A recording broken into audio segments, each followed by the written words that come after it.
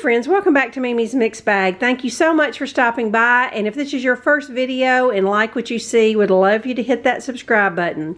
I think today marks my 650th video on my channel.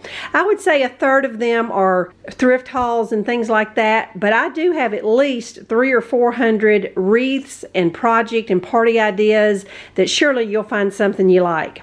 Today I'm making a winter wreath. Not sure if it's going to go on one of my doors or maybe above my fireplace if I like it well enough.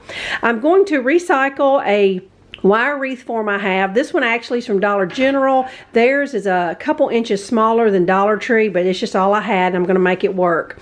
Now here's what inspired this wreath today. I went the day after Christmas at Walmart and just fell in love with these ice skate ornaments. I couldn't believe there was a whole peg of them left, and they were $1.98. I got them for half price, so I paid $1 a piece for these ice skates, and I thought, oh my gosh, I've got to make some kind of wreath or something with that.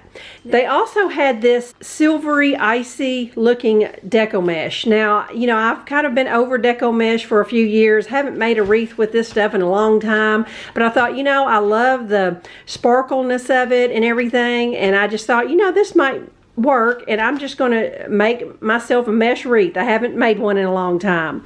Now I also wanted to do some snowflake embellishments on it, and this was just something I had in my stash. Just some little package tie-ons from Target I've had in my stash. This time of year after Christmas, you can find these little plastic snowflakes in a lot of the stores on clearance for nearly nothing. But I wanted to show you a couple quick ways that you could make some snowflake embellishments if you can't find these little plastic snowflakes. What I have here is 8 clothespins that are glued back to back and just glued in the center. This is simple enough where I'm just flipping it over and showing you how it's constructed, and I think you could figure it out. I spray painted it instead of painting it because to get through the cracks, and then just dusted a little glitter on top. You could even put Epsom salt on it, but this is one way to get a really nice sized snowflake embellishment. These are so cute, I may end up finding another project to use these. Here's another quick idea if you have some tongue depressors, but I went ahead and recorded a quick little instruction of how to make these snowflake embellishments. You're going to need 4 tongue depressors. I like tongue depressors because they're a little thinner than popsicle sticks, and you can just trim them up with your scissors. I cut 2 tongue depressors with points on each end. The other 2 I made a little shorter and did the same thing. All right, I'm going to hot glue the 2 long ones, kind of a wide X, and then the 2 short ones I'm going to glue one on top and one on bottom. Now I'm going to paint it white, glitter it up, put sparkles, whatever you want to do. And I added a little pearl button. Pearl buttons are easy to find. So there's you a couple snowflake ideas. And some more embellishments. All I had was a large styrofoam ball, but you could use the little miniature ones, or because they already look icy. I just happen to have some little icy blue little ornaments in my stash, so I'm going to use those. I'm going to add a little printable to my wreath. I found this cute one that has all these winter words, just super cute. I will put the link below. All you do is click and print. You don't have to join any kind of newsletter or anything like that. And I'm just going to decoupage it on a Dollar Tree canvas board. You get 3 for $1, and they're great to craft with. So I'm going to clear all this out, and I'm going to show you how I'm going to cover my wreath form. I don't like to do the cutting method. This is just an easy pull-through method.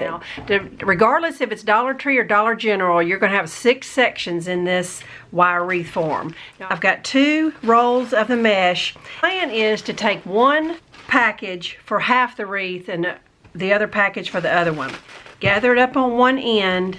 I'll flip it over and just secure it with a safety pin.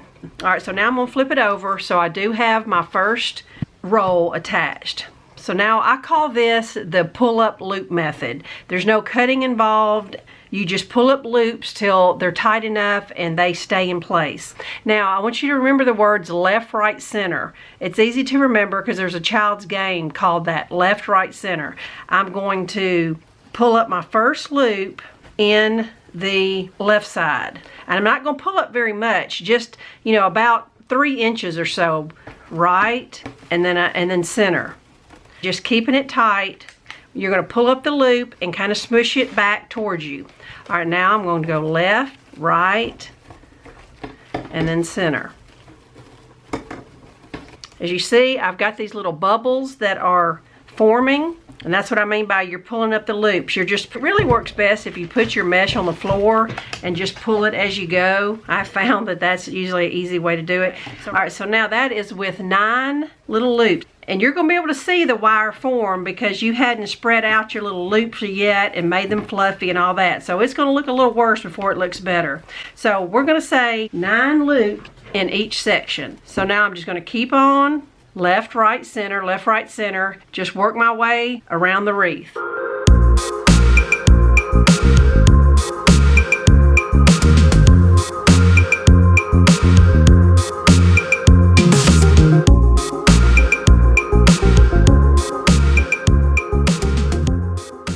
And you have a little tail, you can just tuck it under one of the wires. All right, I moved my wreath back to my kitchen table now so you can see it a little better, and I'm steadily just pulling apart some of these loops like this so that it covers the form and it just gives it a little more relaxed look. So you just keep pulling it until you get the look you want. All right, so one of my embellishments I need to go ahead and work on is my little printable, and since this is a laser printer I can use Mod Podge, but I think with my board already being white, I'm just going to brush some glitter around the edges, and then I'm going to just decoupage my saying on there. On my snow skates, I'm leaving the store hook on there. They're so heavy, there's no way hot glue would hold it. So I'm going to connect them together and then probably connect the store hook on the wire bar that's in the frame. So let me get all of it hot glued and then I'll show you what it looks like. All right, friends, decided to go ahead and just hang my wreath up on my main fireplace mantle.